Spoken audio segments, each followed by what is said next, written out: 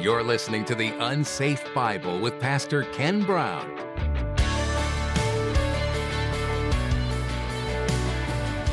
He's going to say this, and the word he's going to say about judgment. Now, in the Old Testament, judgment is not condemnation or sentence or decision. It's let's come together and get a decision from the court. Let's reason together and find out what the answer should be. His intent, God's intent, is to invite the entire Gentile world to share in the blessings of Israel. But as we move through chapter 41, we're going to find out that they'll make a decision without having any discussion with God about it whatsoever, and they're going to decide rather poorly.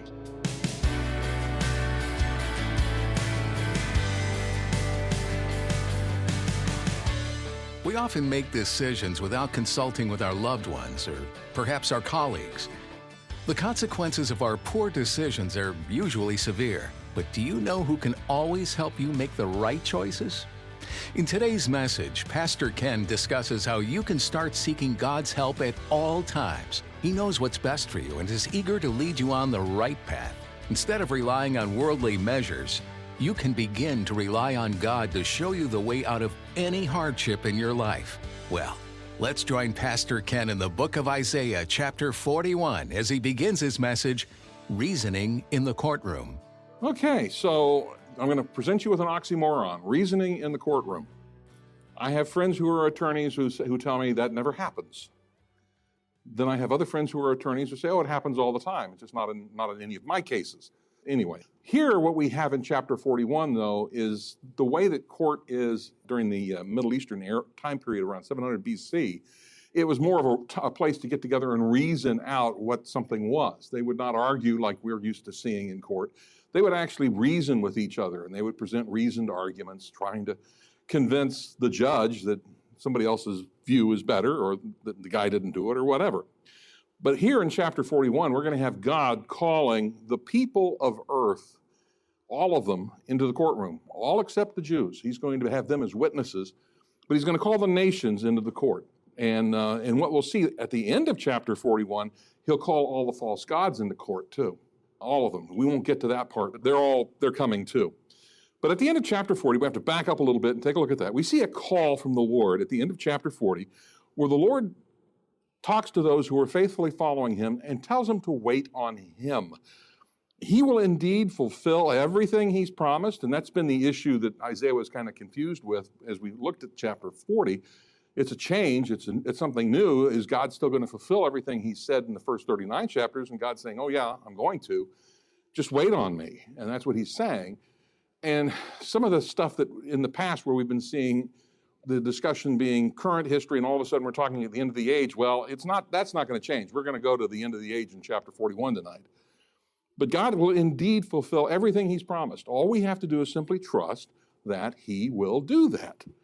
Yahweh sees everything that his people are going through, everything. There's nothing he misses. Sometimes we think he does. He doesn't miss anything. God misses nothing. And he gives his people a contrast between those who wait on him versus those who don't, the nations. And we're going to see that. But back in chapter 40, verses 27 to 31, we had his final encouragement. What do you say, O Jacob? He's talking to his people. And assert, O Israel, my way is hidden from the Lord, and the justice due me escapes the notice of my God. No, that's not true. Do you not know? Have you not heard? The everlasting God, the Lord, the creator of the ends of the earth, does not become weary or tired. His understanding's inscrutable. He gives strength to the weary, and to him who lacks might, he increases power. Though youths grow weary and tired, and vigorous young men stumble badly, yet those who wait for the Lord will gain new strength. They'll mount up with wings like eagles. They'll run and not get tired. They'll walk and not become weary. By the way, we had that last two sentences on the door at the gym at Biola, and we'd always look at that as we go out to a track meet going like, okay, I can run and not be weary, and then we'd come back after the meet and go like, it's not working. It just isn't. So as we move from the promises of Isaiah 40, we now move to chapter 41 and we go into a courtroom. And this is God who's the one who's calling the courtroom. Now, outside of the courtroom, God has comforted his people. And that's what's been going on in Isaiah. And he's been talking to them. And he's been telling them that he's going to fulfill all of his promises. Everything he said he was going to do, he is going to do. He's going to provide them strength as they wait. But those who hope in the Lord, and again the word is wait for the Lord, don't set out on their own strength, and they keep their hope in the Lord and keep trusting him for grace and help. And when he moves, they move with him. That's the problem. If we're not waiting on the Lord and then he moves forward, it's kind of like, oh, wait a minute, let me catch up. We want to be exactly where the Holy Spirit wants us to be when he moves us forward. That's the thing. And soaring on eagles, that means we just mount over our circumstances. We run and don't get weary. We don't faint because God's our strength. He's the one that we're relying on. He's the one that gives us the peace spiritually, inner, physical, all of it, to be able to do what the next thing is, and whatever that is. Now, for those who aren't waiting on the Lord, and we're talking about the nations of the planet, those who are not believers, okay? All they can look forward to is one thing, judgment. And we're going to see that here in chapter 40. The Lord moves into this courtroom setting, and he's going to address all the inhabitants of the earth. Now, this is a common theme that we've seen in Isaiah. We see it in the book of Revelation. It's the earth dwellers, those who are going to be stuck on earth, and they're not heavenly minded. They're not looking for the future. They're not looking for the Lord. They're looking for everything here and now. And that's the group he's talking to. So just as he had earlier called for his own people to come and reason with him back in Isaiah chapter 1, come now and reason together, though your sins be as scarlet. He's talking to his people there. Now he's talking to the nations, and he's giving them the same opportunity. So in verse 1 of chapter 41, coastlands, listen to me in silence, and let the peoples gain new strength. Let them come forward, then let them speak. Let us come together for judgment. So the word coastlands is actually the Hebrew word iyam, and it means more than just coastlands. It's a way in Hebrew to talk about other continents, the seacoast, other places. It's one word that you can use to say the rest of the world rather than saying the rest of the world. It's alliteration, and the plural many times talks about very far remote places. So that's what we're talking about here. Yahweh is summoning the entire inhabited earth to include all those who are really far away to come, listen, and then speak. And I'll give you a spoiler here. They don't say a word. They won't talk because there's nothing to say. But the conception of the passage here is just really something. Jehovah, Yahweh, is represented as summoning the earth from everywhere, because there's going to be a determination once and for all, who is the true God? Who is the one who is in control of history? Who is the one that can tell the future and make it fit with what's the past? And who should be worshiped? And to do this, he's going to summon the nations into the courtroom. He's also going to summon the false gods into the courtroom. And the issue before the bar will include the answer to this. Who controls history? What's it all about? Now, to help us understand this, we're going to have to move our minds back to 700 BC and take a look at history the same way that a Jew or an Assyrian or a Phoenician would understand history then. And it's incredibly different than the way we understand history today. Having been trained as a historian, I can tell you that this is not how I was trained. It's different when we are trained to be kind of like news reporters, looking at all the original source material and then kind of giving you, oh, here's what happened. That's not the way history was understood by folks in 700 BC. It's all a basis of their worldview, and their worldview is kind of foreign to us because we don't look at the fact that God is involved in everything that goes on. They believed that, whether they were Jews or Gentiles, it didn't matter. Their God was involved in everything that took place, everything. And they looked at history that way.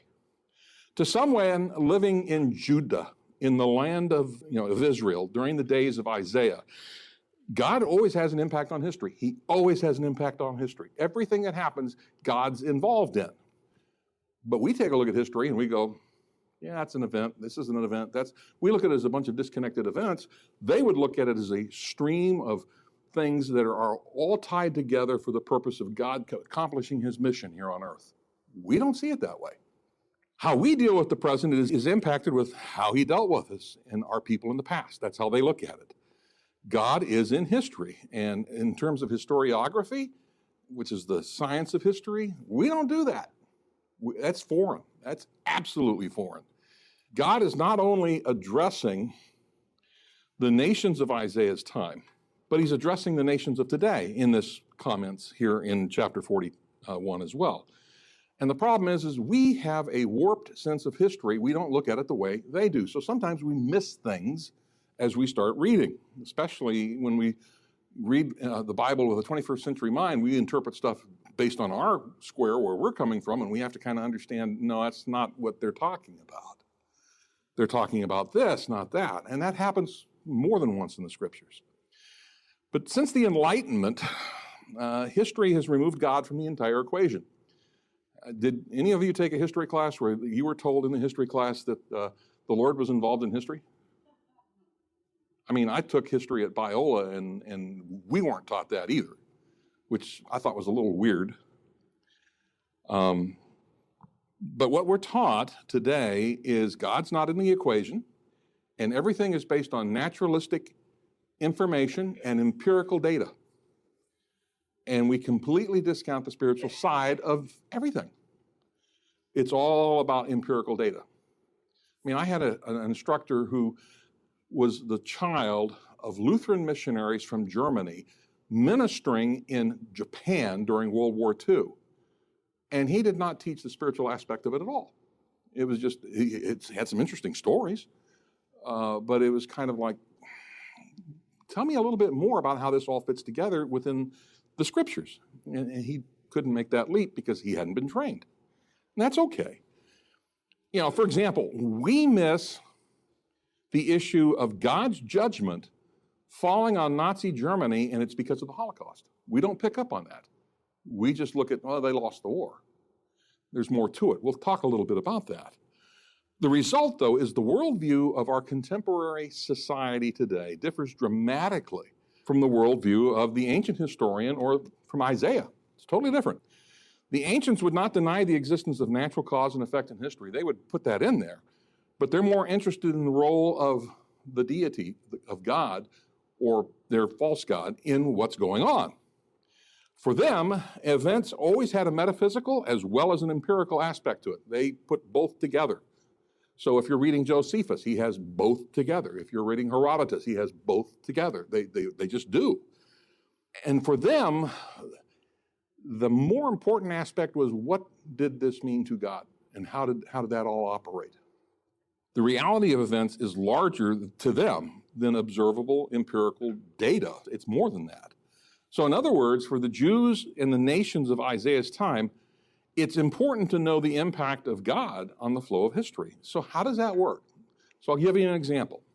On August 17th, 1987, Rudolf Hess, who was Adolf Hitler's former deputy and the last living Nazi official, committed suicide by hanging himself in his jail cell in Spandau prison.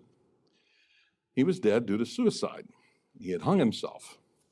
Now, in 1987, there's East Germany, West Germany, there's this wall going through Berlin. It's still a bad place to, I mean, you know, you're sitting on a powder keg of a war at any point in time. So that's 1987. The last Nazi official has died. Now, we'd look at it being simply a coincidence of history that in 1989, on November 9th, the wall fell. And we go, well, it was just time. But if you're looking at history the way that a Jew would look at it, you go, well, but the last guy who was killing Jews committed suicide 2 years before, and now the wall goes down.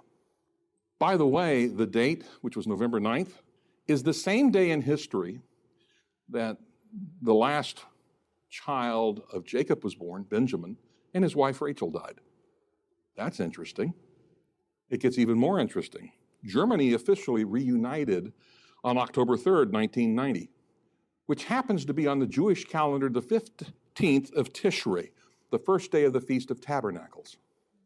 So they would catch on, they would understand that. They would say, the Lord is now bringing them back together, the Lord has healed the nation, and they are now invited to feast with the rest of the nations that are back in the family with the Lord.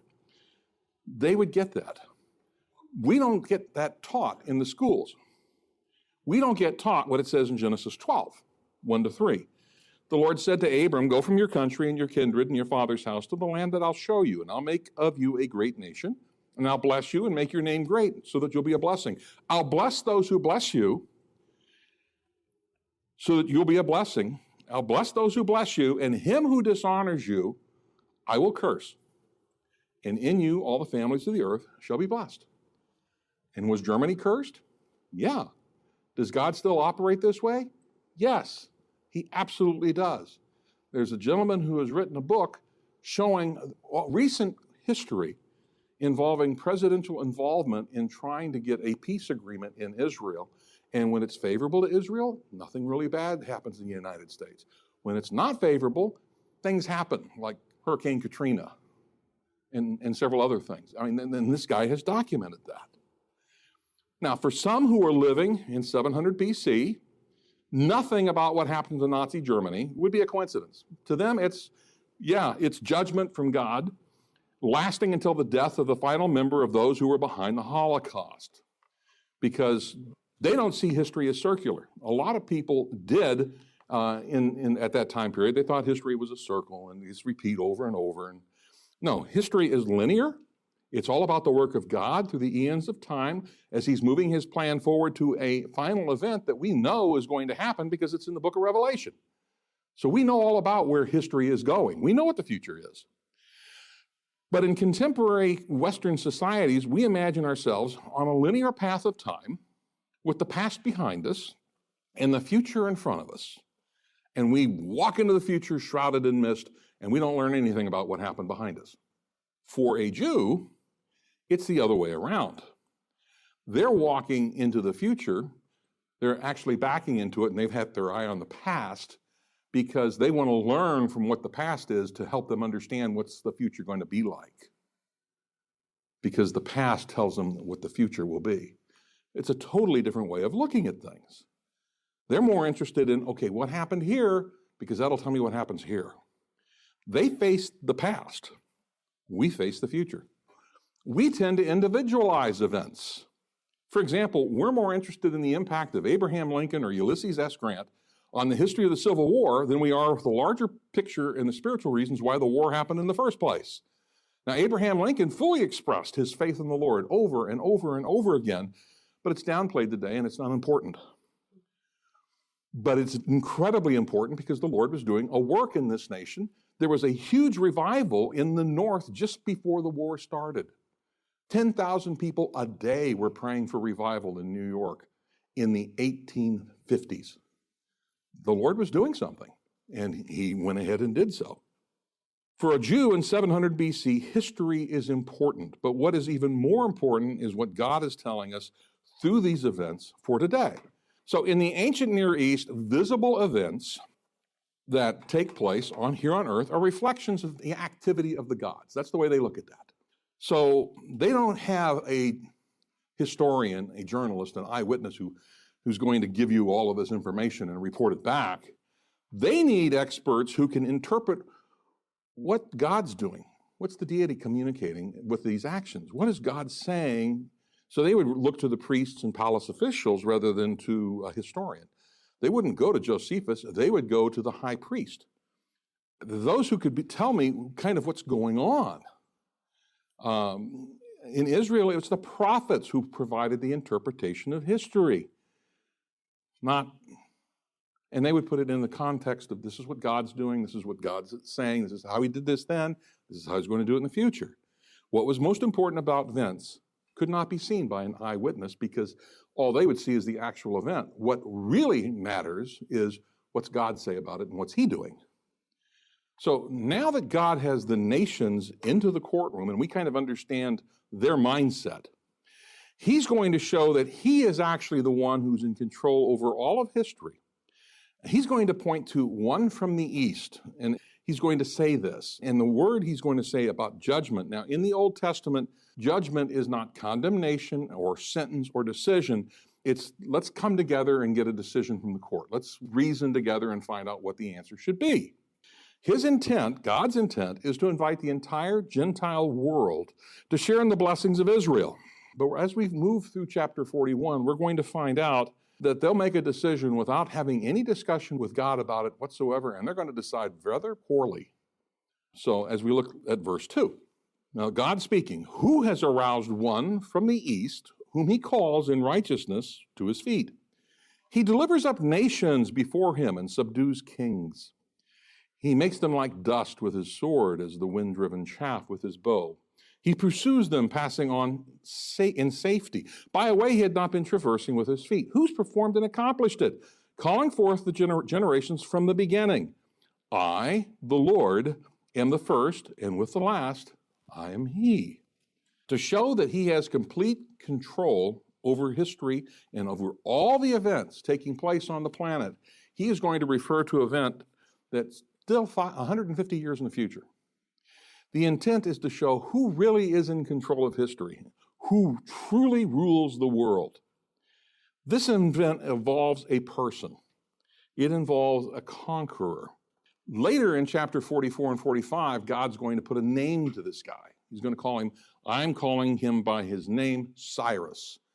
But everything that we learn about Cyrus then also points to the fact that God is talking about Cyrus here in chapter 41. This is Cyrus the Great, the individual that put together the Persian Empire. Well, he didn't put it together. The Lord used him to put it together. We'll do a deep dive into him when we get to chapter 44, but we do need to understand that God's the one that called Cyrus. He enables Cyrus and gives him the capability to be able to rule the way he does and to build the kingdom the way he did. So the point in time that the writer has transported himself to, God is now picking us up and moving us forward 150 years, and Cyrus the Great is now moving to the west, and he's attacking the areas of close to Greece, right on the border with Greece. In fact, he's attacking a guy by the name of Croesus of Lydia, the Lydian Empire, which is based in Sardis. By the way, if you've ever studied or read mythology about the man with the golden touch, that's Croesus. He was incredibly rich. And he was considered to be the one with the golden touch, which means let's go conquer him. He's got money. And that's pretty simple when you look at it that way. But Cyrus came to power so quickly and took down the Assyrian Empire so fast that all the city-states in Greece were looking for someone to align with, so they aligned themselves with Croesus of Lydia. And here in verse 2, God is pointing out that he's the one that called Cyrus. He's the one that's doing this, and there's nothing you can do to stop it. So he's telling them in advance that all this running around that you're doing to try and create all these different agreements are worthless. Croesus had tried to ensure success of his military endeavors by trying to cut deals with the Spartans, the Egyptians, and the Babylonians. The Persians beat the Egyptians, the Persians beat the Babylonians. They had a problem with the Spartans, but that's yet in the future. Sardis, though, was actually conquered in 547, 546 BC. And that began a series of things that took place involving the East and the West that impacts history. So there's that going on too. But after taking the Lydian Empire, Cyrus continues to pick off individual Greek city-states before he turns around and he moves east, and he comes from the north and the east as he does this. So he goes from the east to the west, then he comes back from the north and moves to the south. Verse 3, he had a different way of conquering too. He pursues them, passing on in safety by a way he had not been traversing with his feet.